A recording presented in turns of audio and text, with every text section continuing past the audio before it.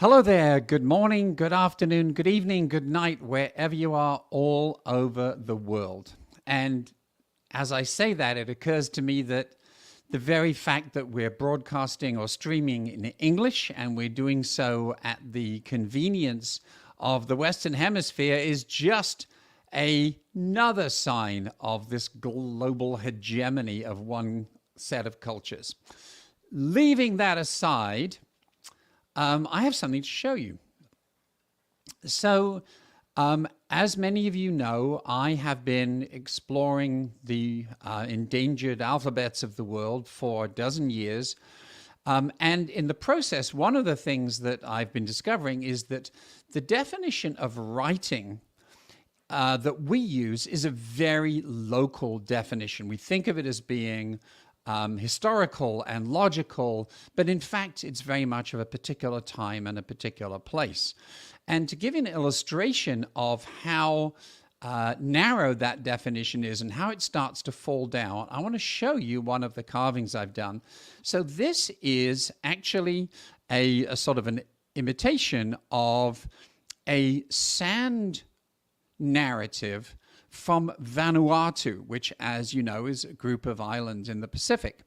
So what happens there is that a storyteller will make a series of marks or dots in the sand, and then will start to tell a story.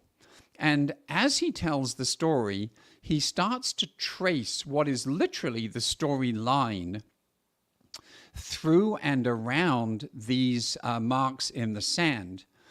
And the story continues and the line continues.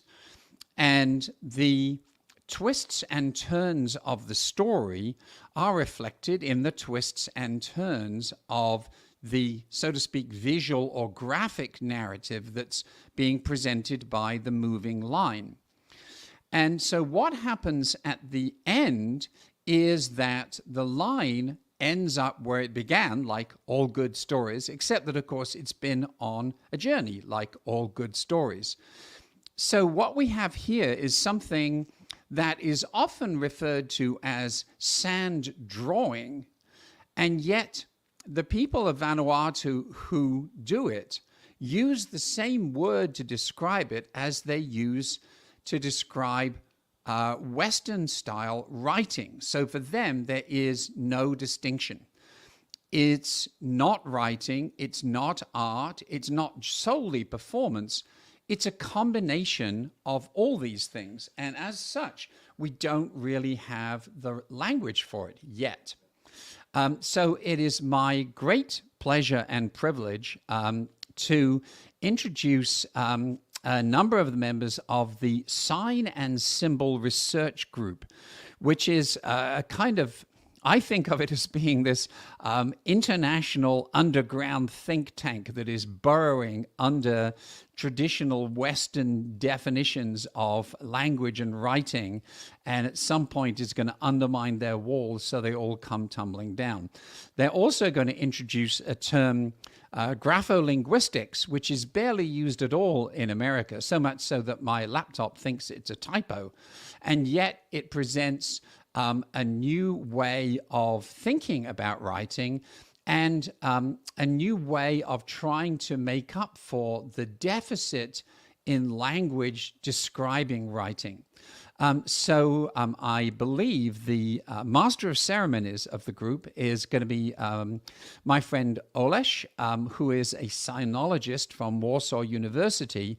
But he is going to introduce a number of other people who, interestingly, have a whole series of academic and professional backgrounds to bring to bear on what is necessarily a sort of a multidisciplinary subject. So, Oleś, great pleasure to have you here. Great pleasure to be here, and hello everybody. I hope you hear me well. And let me present our group. Our group is Sign and Symbol. We're based at Warsaw University, but we come from all over the place, actually. And we come from all over the place also scientifically.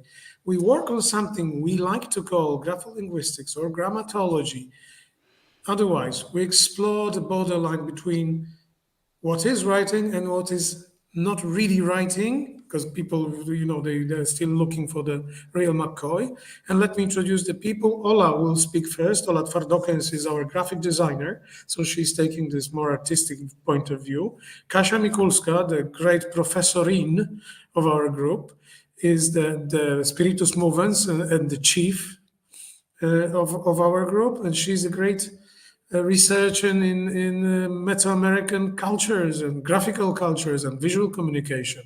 Then we have Mr. Takach, Dr. Takach by now, who is Egyptologist. Aleksandra Wąsowicz-Peinado, if you can remember those long names from Poland.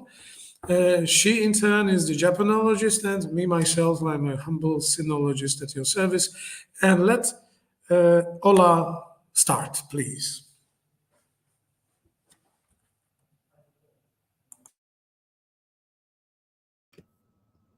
Hello. No właśnie.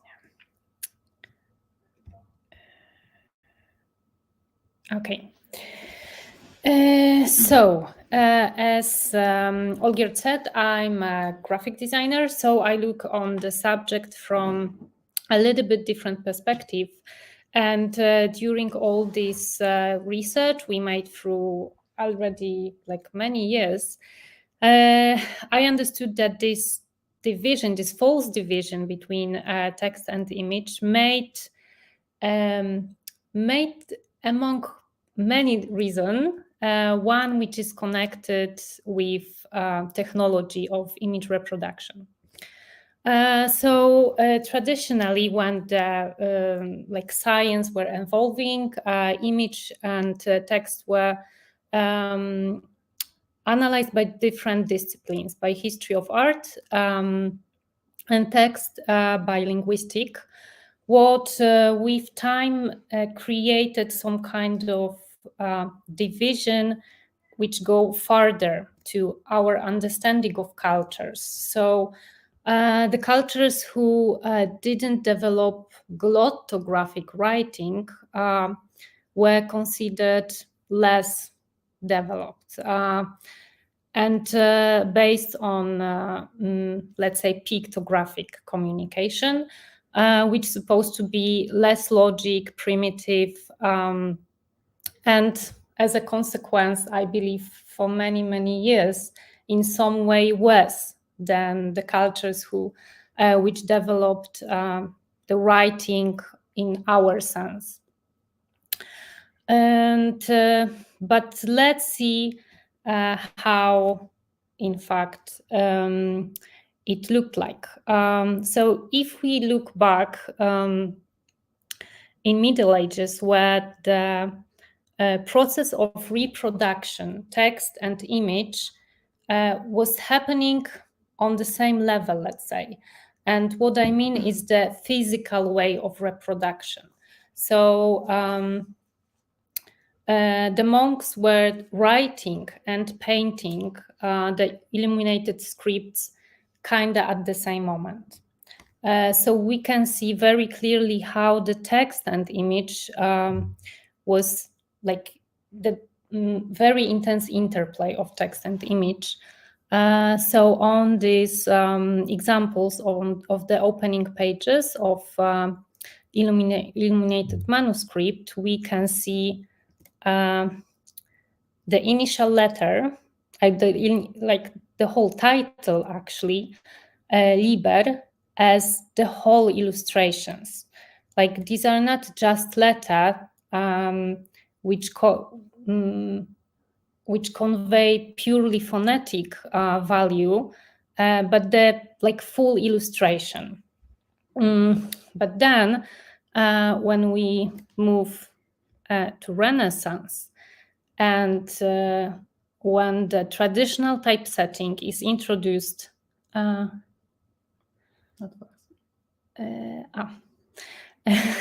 there was something on the chat. So the traditional typesetting appeared in Europe, and the mass reproduction of books started. We will see that the visual features of books, the visual like this interplay suddenly decreased. And even if we have some illustrations, some illustrative motifs, decoration, and so on, they don't interplay so intensively as before. And the reason is pretty simple. Like, as we can see, the like physical circumstances of book printing was very different, and the image and blocks of text were separated. And my theory is that this technology in a way influenced our understanding of what is writing and what is image, and why these two became separate domains. Because then if we jump to 19th century and Industrial Revolution, when there was a growing demand for images as advertisement and other commercial graphics. So I would like to quote graphic design historians Philip B. Max. It was no longer enough for the 26 letters of the alphabet to function only as phonetic symbols. The industrial age required that these signs be transformed into abstract visual forms, projecting powerful concrete shapes of strong contrast and large size from the billboards. And at the beginning, the advertisements were focused on typography, but when the lithography was introduced as a very novel technology of image reproduction, everything suddenly changed. So the main inventions were full color print, hand drawing from gesture, handwriting type, and basically unrestricted possibilities of composition. So then when we see examples of graphic art from this period, we see that like tremendous explosion of this interplay of image and typography. So I just showed few artists. It's Alphonse Mucha, Henri Toulouse-Lautrec, Koloman Moser, and Alfred Roller. And I think it doesn't even require, I believe, further explanation, because we can clearly see the difference. And that continues. So in the second half of the 20th century, there are like achievements of avant-garde artists which influenced graphic design. And the posters which use this idea of mixing text and images. And of course, this tendency is more and more exploited with the possibilities we have now, the possibilities of computer software and basically technology. So now everything is possible to do with letters. And so my conclusion is that creating this strict division between image and writing is a particular Western tendency, and it was partly influenced by the mass production of printed books, while in fact there is a natural tendency for using interplay between image and text, which will tell about it more. Professor Katarzyna Mikulska. Hello again. As Olgert already said, I will have a look on a contribution from Mesoamerica and its writing or graphic communication system. And I like to talk about the question if a writing system needs aligned and separable or disjointed signs, either to function or to be considered as a writing system. So starting with something more general, in these two cases of undeciphered scripts, one from Crete, the Festus disc, and the other, the Rongo Rongo from Easter Island, though we have basically no idea how they work, due to their external appearance, they are commonly accepted as writing system with no major problems. And this is because the signs of these scripts, let's say, they are disjointed or separate one from another. There is a spacing between the signs. They are uniform. There is an uniformity in size, and the signs are aligned. And these 4 features are among so-called 10 traits of writing by James Elkins. And we have the tendency to look for these features, particularly when we have to deal with script or graphic communication system to decide if it's writing or not from an ethic point of view, not from inside, but from external. But what's going on in Mesoamerica? It's perfectly known that the Maya people, the Maya culture, they use glottographic writing system that can be that is clearly separated from what we see as images. And as you can see in this upper right example below the map, so we have glyphs up there and so what we would consider as images down there. But it's not only like this. Because when we look at this image in the left down corner, there is a representation of a king, Kinichiashkukmo, grandson Quetzal Moko, and his name or the glyphs of his name, which are logograms, they are perfectly embedded within the image, and in fact they are rather the elements of his attire.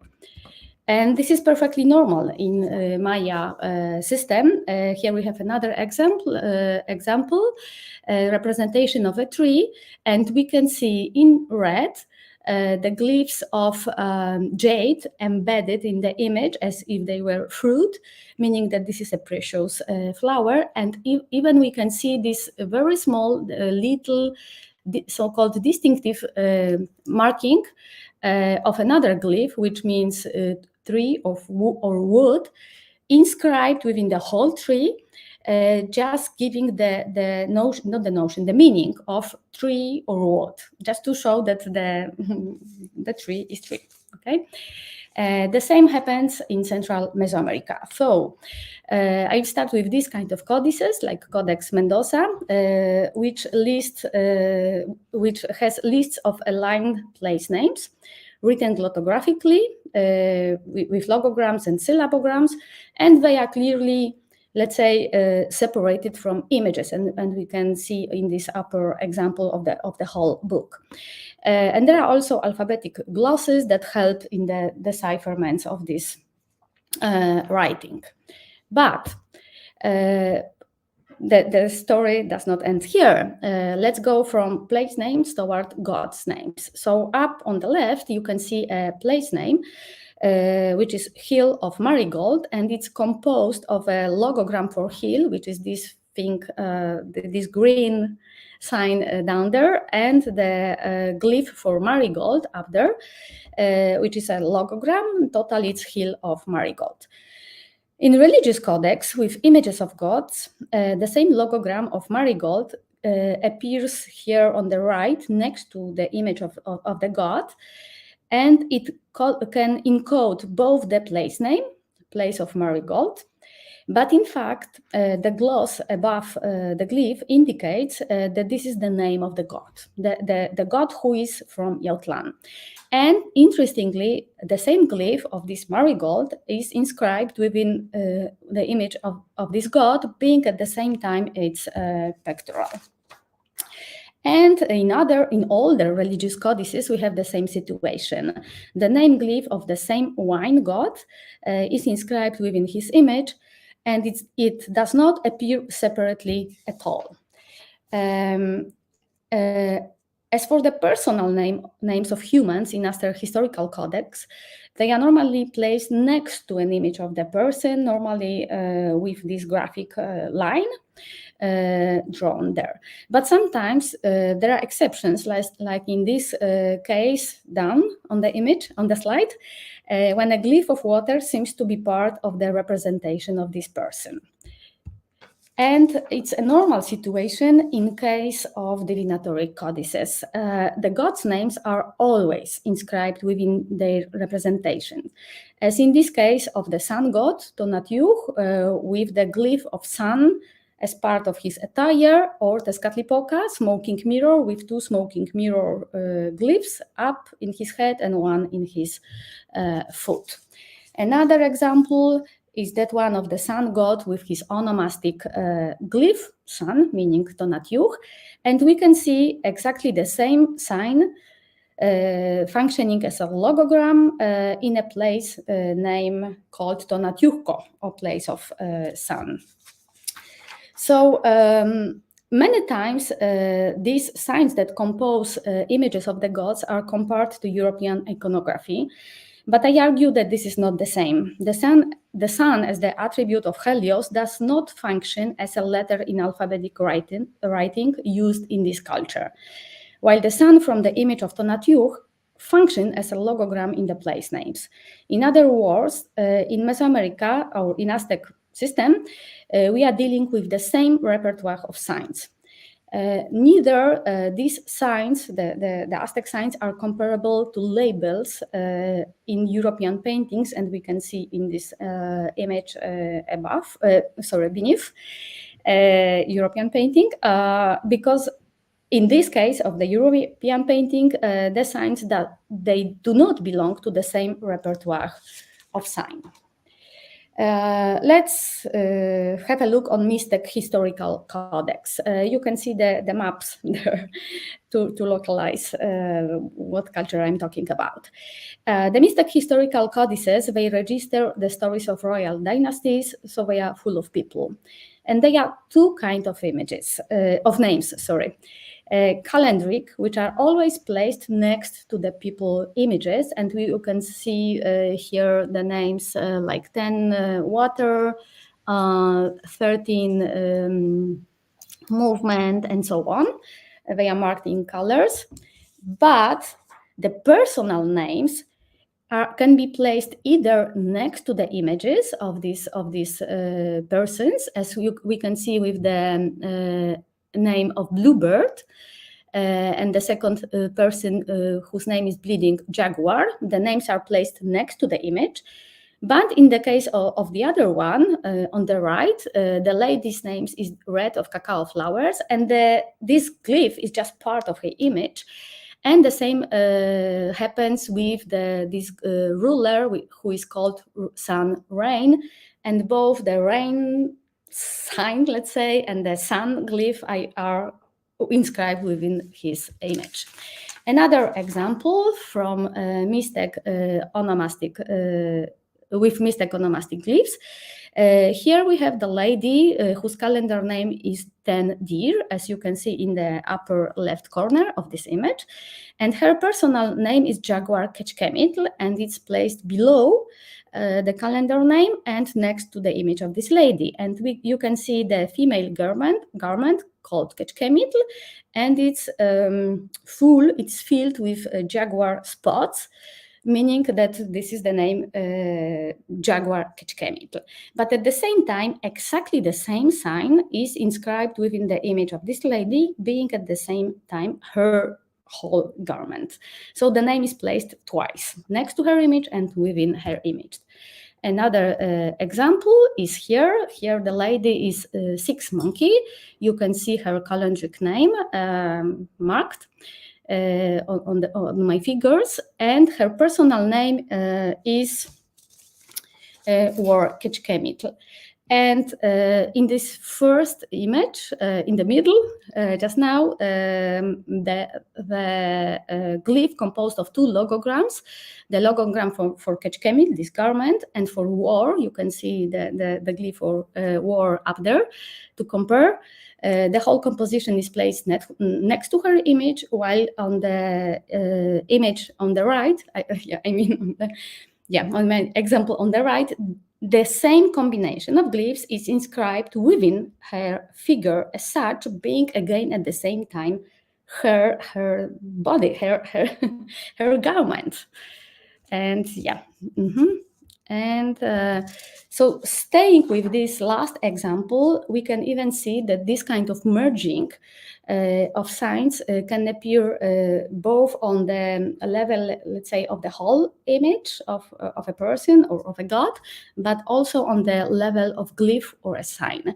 So in this case of the glyph for war ketchkemitl, we can see that the logogram for war in the upper image is placed separately. I mean, we can separate clearly which logogram is which. So it's this kind of so-called disjoint, as Elkins calls them, signs. While in the lower image, the glyph for war is perfectly inscribed as the edge of the ketchkemitl. So it's merged. And the same happens in Aztec writing. Up there, we have these place names of red place. So it's represented both with the logogram for hill.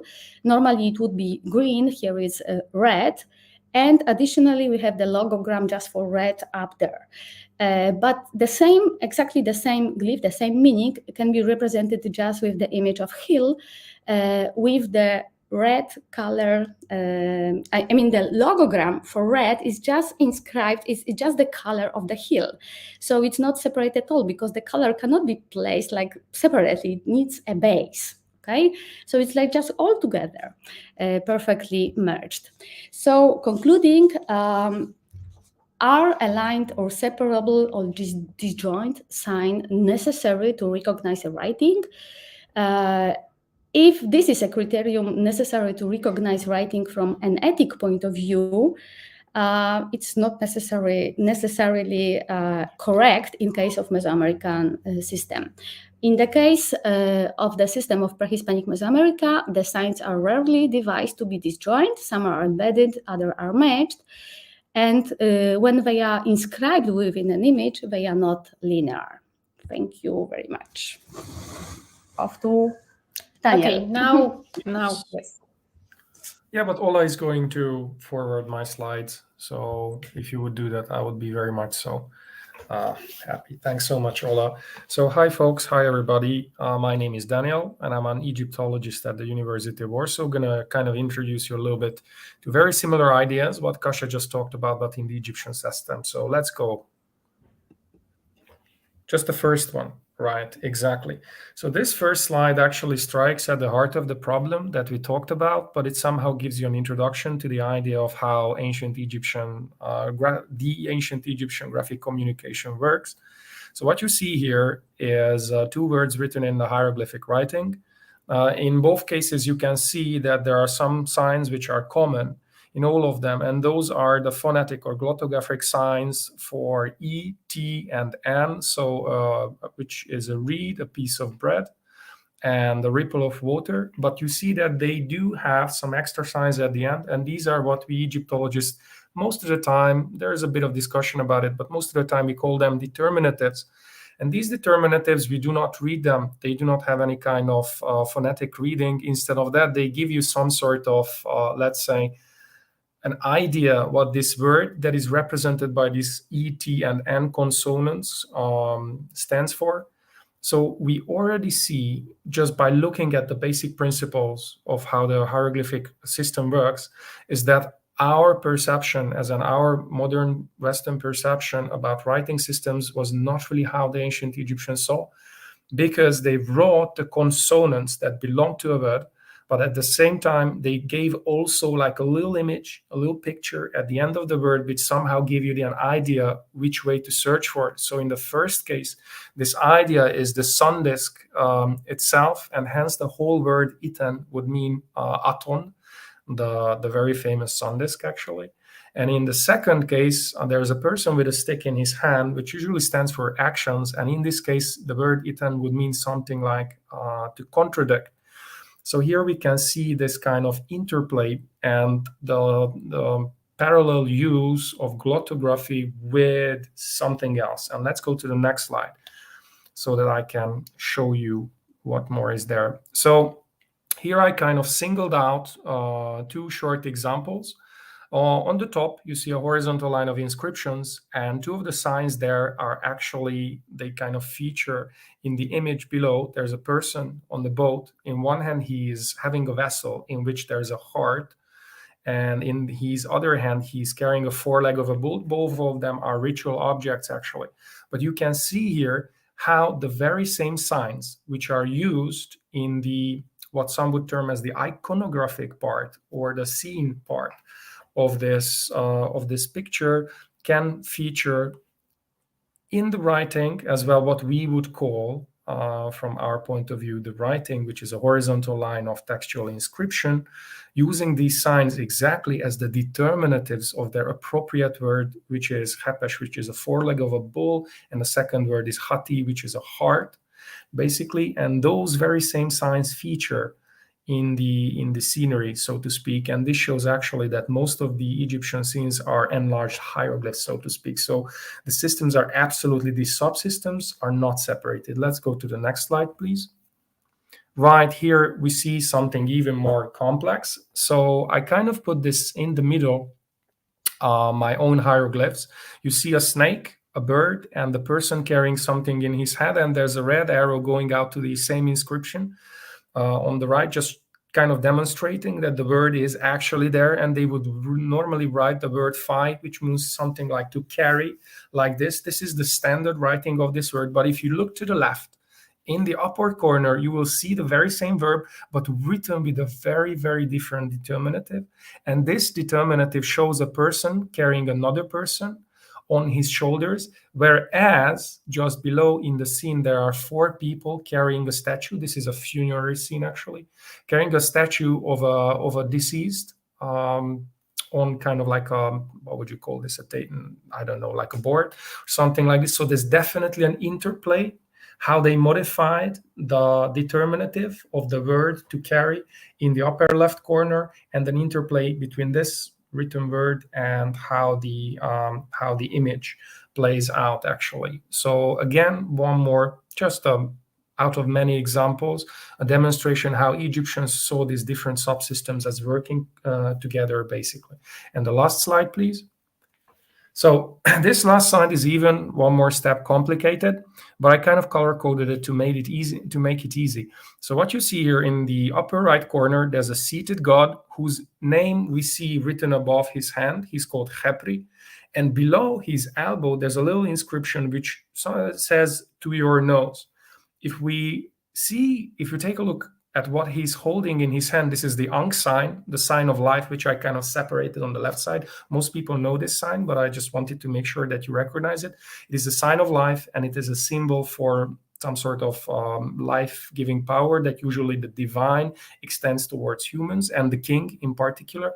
And what we see here is that Khepri, the god, is extending this very sign, Ankh, towards the name of the king that is on the left in the blue bracket. That's all the name of the king, actually Ramses II.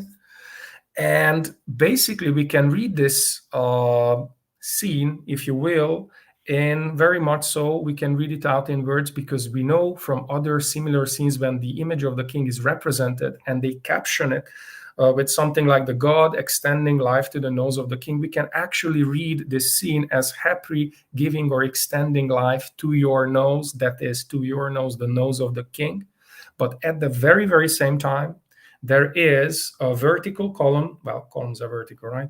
So there is a column here headed by the sign of Khepri, which could be read at the very, very same time, just as the red inscription says, "Beloved of Khepri, the great god, the lord of sky." This is written mostly under him, but he is definitely part of it. We know from the verb meri, which is at the bottom, which means beloved, because somebody needs to be there. You need to be the beloved or somebody, yeah, in this inscription.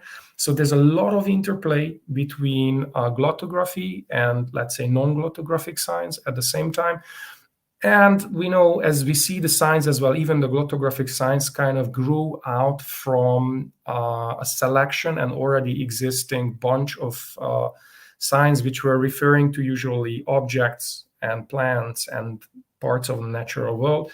And for the Egyptians, these systems were constantly without an interplay, and it's only us who kind of divide this, and we need to be careful when we are doing this. And that is all from me. Thank you so much.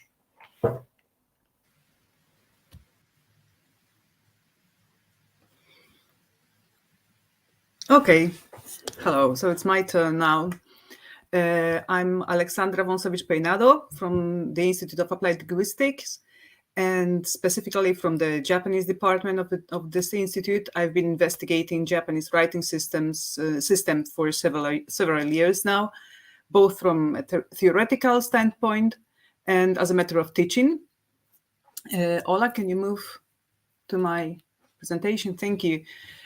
So I suppose I don't have to explain here that the modern Japanese writing system consists of various subsystems or scripts which entwine together, just like Tim's engraving, like this sun drawing that with this twists and turns things. So they are it's very complex. Yes, Terry Joyce, who is a prominent researcher in the field, thinks that the Japanese writing system is the most complex modern writing system existing nowadays, and he quotes many other researchers who are or were previously and before of the same opinion. And what makes it so complex is the fact that it has several layers which are defined as logographic or morphographic, and several layers that are more of phonographic type. But the problem is that the logographic or morphographic layers may behave phonographically, and syllabic letters may be logograms as well. It all depends on the particular usage. Okay, Ola, move down.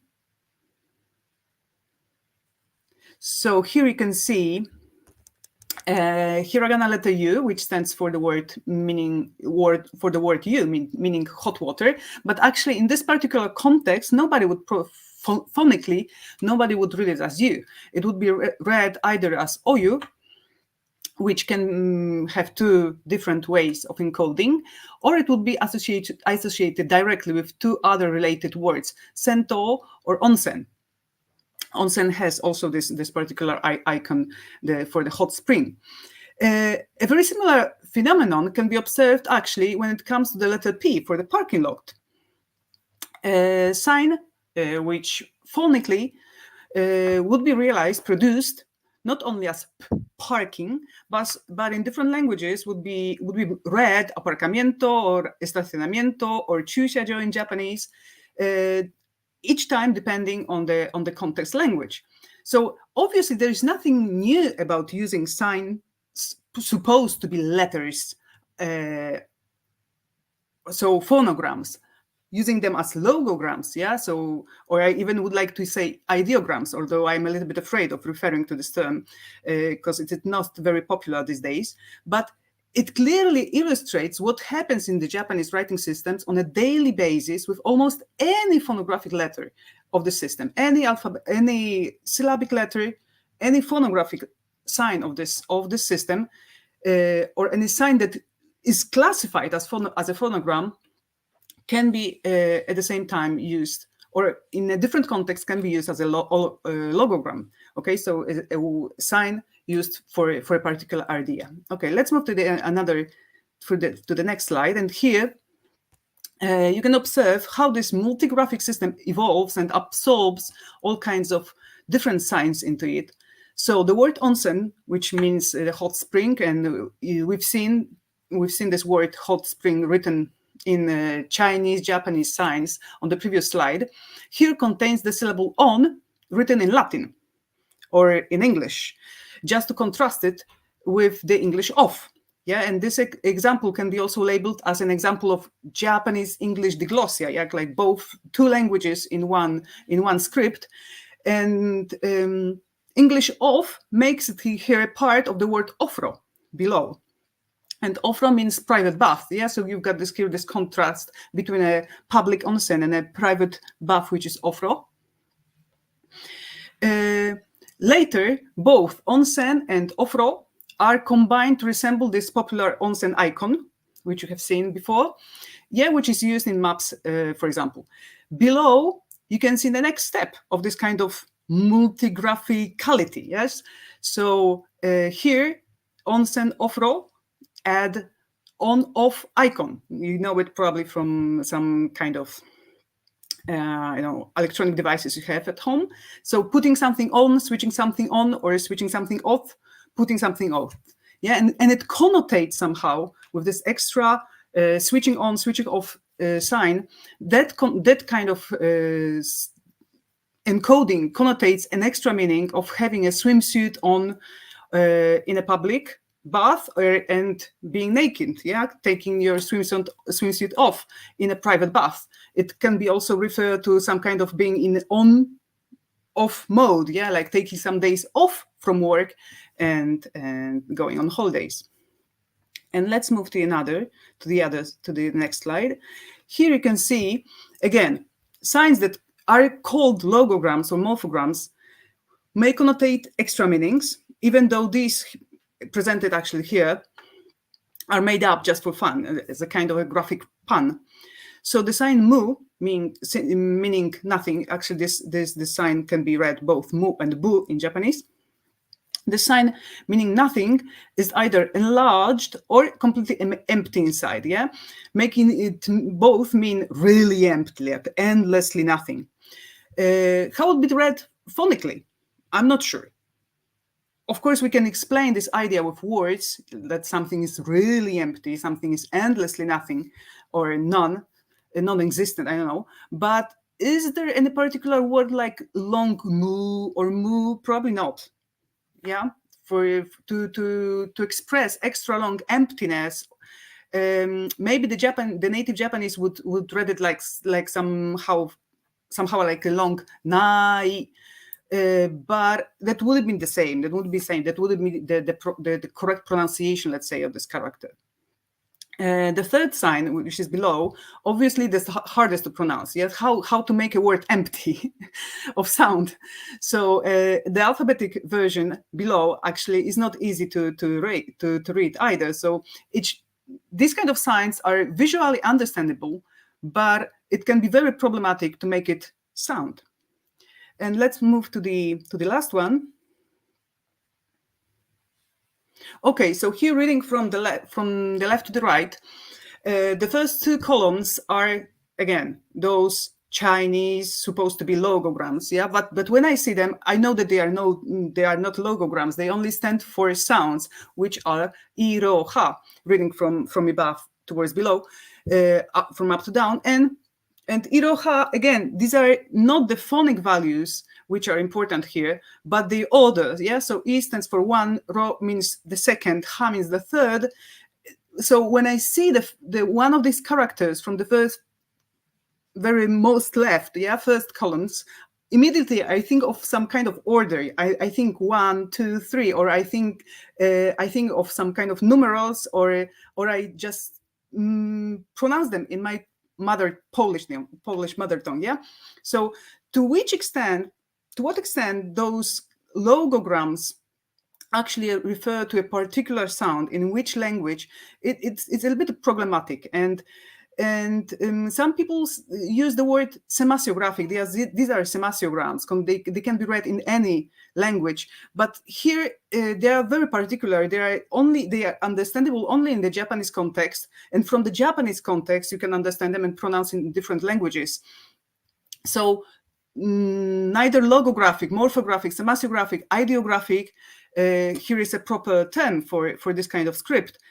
Some of the researchers just leave this kind of discussion and they say sinographic, yeah, or Chinese characters, which I don't think is a good standpoint. Yeah, it's just to not to get into quarrels, but sinographic or Chinese characters is not a good term either. So I think all these terms actually limit more than make clear, but still there is nothing well designed to refer to the Japanese script. And it's all from me. Thank you.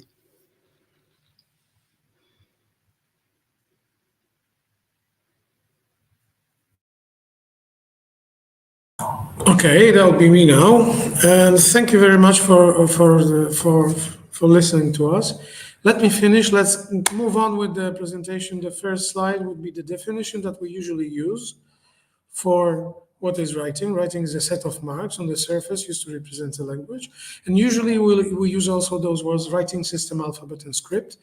I'm not going to delve into it, but those are the things that we're working with, and they are very confusing, even in the name of the fund that we are so gladly supporting, the Endangered Alphabets.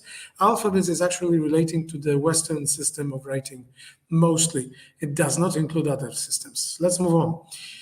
And now I would suggest something more wide definition, sometimes might be very risky from scientific point of view. First of all, those are not marks set in stone, but it is shapes, colored shapes used to encode meaning. And I really am not into saying that writing is relating only to the language, because mostly it is, but quite a large margin depends on what kind of writing is not. Next slide, please. These are tokapos, a cloth from South America, and Zulu love letters from South Africa. Those are things that you can compare to each other. They're very similar, and they do carry additional meanings from you need to know the system, and it is a set of shapes, so it is not random shapes.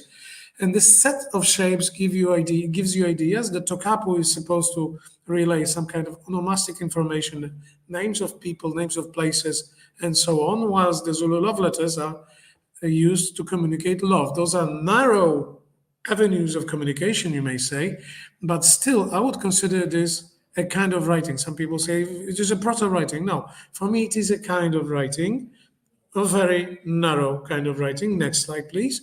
And here we have something that we work at the Endangered Alphabets very often with, which is the symbol system that also was used on cloth, now was repurposed. The signs were assigned particular readings, and now in Ghana you've got Adinkra, traditional symbolic system, reused as a writing system. Although Adinkra is still, for me, a very interesting communication system. As you probably noticed in previous presentation, it is called by our group GCS, graphical communication system, so as not to piss off the other scientists, which just hate wide usage of writing that I use. Next slide, please. There we have reshaping the symbolic system, writing system. Like, for example, this writing system you see is something that Lady Wong Shilas will discuss soon. It is Nashi Tungba writing. And this particular writing was used in a very narrow societal circle. So it is being repurposed now and changed. They mostly adapt. If you look at the road sign here, you've got logographical signs, which are more or less like an iconic picture of something. But then you've got small sets of pictures that are actually sounds. And this Tongba writing is now being reset into more commonly used writing that can be used by any people, not only the shamans. I would suggest that we would consider the local people input here, but I think there are at least some of them are for it. And take a look at the presentation on Tumba writing. Next slide, please. And here we've got revitalizing, something that is typo. Something that is very important for endangered alphabets, where you can see also working in Sikkim. This is the Bichik, the Mongolian writing, that is, again, used in Mongolia, although those are two writing systems used at the same time, and this Bichik is carrying more of a meaning in terms of identity and culture. And the other system, the proper Cyrillic, is just used for common today purposes. And the next slide.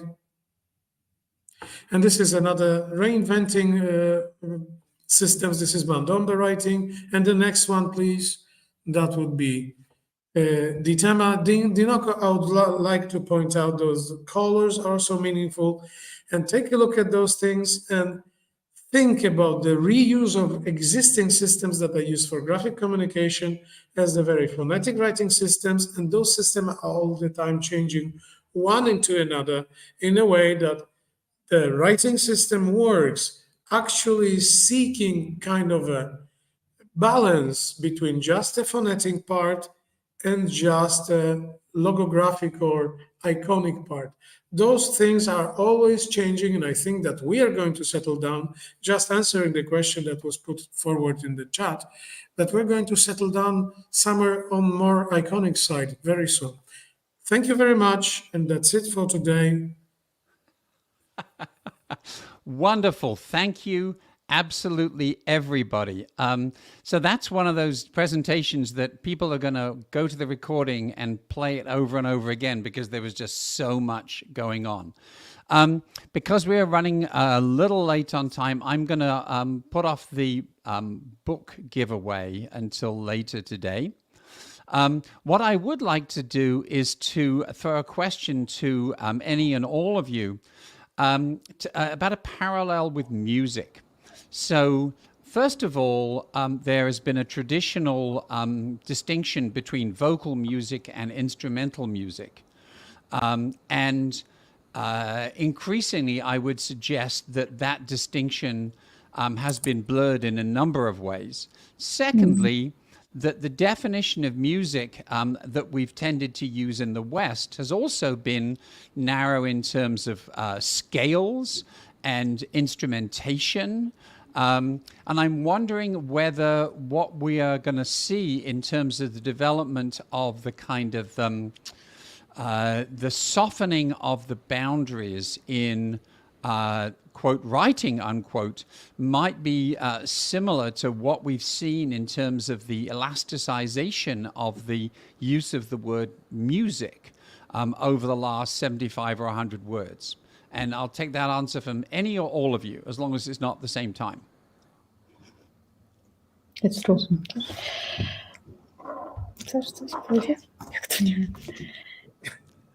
I think you hit the point, basically, because it's exactly this, that we start with a definition to be on the safe ground, and then while we study more and more, and especially something coming from another culture, but as Ola showed us also from our proper, we open our eyes and we see that, okay, when we really focus on something, the object of study does not necessarily stick to the limits we imposed before. So, and it's exactly the case of definition of music. That's a great example. Fantastic. Thank you. Anyone else want to jump in? Well, we actually had a discussion about music last time, and we were wondering about the iconicity of the instrumental music. And what did you come up with? Well, I was insisting that you can say that music has its own grammar within, and there are different kinds of music. There are different traditions, there are different styles. There is a concrete music. There is also this kind of a very traditional phrasal music, and we need to understand that the same things goes on for writing. You can have writing that is narrow in the definition of who uses it, of for whom it is, or who can read it, or who is supposed to read it, and the writing that is about a particular kind of communication, and some writing that is all-encompassing, just like alphabet is. We don't notice it anymore because it is actually all over the place. But we need to understand that writing can be narrow and wide, and this is all writing, and this is all worth preserving. One last question, again, for any of you. And Oleś, you and I have talked about this before, and that is in the use of magic. So one of the things that I find fascinating is that in a number of magical texts, and the ones I'm looking at are largely from Indonesia, you often have a combination of what we would call writing and what we would call illustration, drawing, etc., etc. And it seems to me that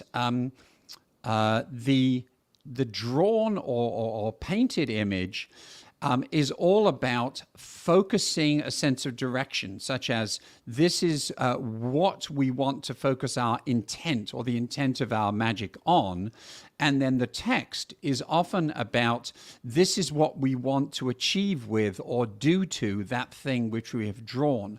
And I'm wondering if any of you have come up with other sort of analyses of this combination of different forms in magical use. I would say that from Mesoamerica, I'm working with divinatory codices. So the last examples with the gods, they were from divinatory codices, meaning that they were fulfilling this, let's say, kind of magical function. So but the system is the same. It's just more blurred, just using our categories, because I don't think it would be blurred for them. They were just using perfectly different mechanisms at the same time.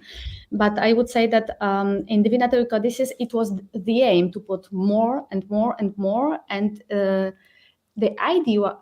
idea was to create together a figure of the god, and it was the god that the user or the ritual religious specialist could see like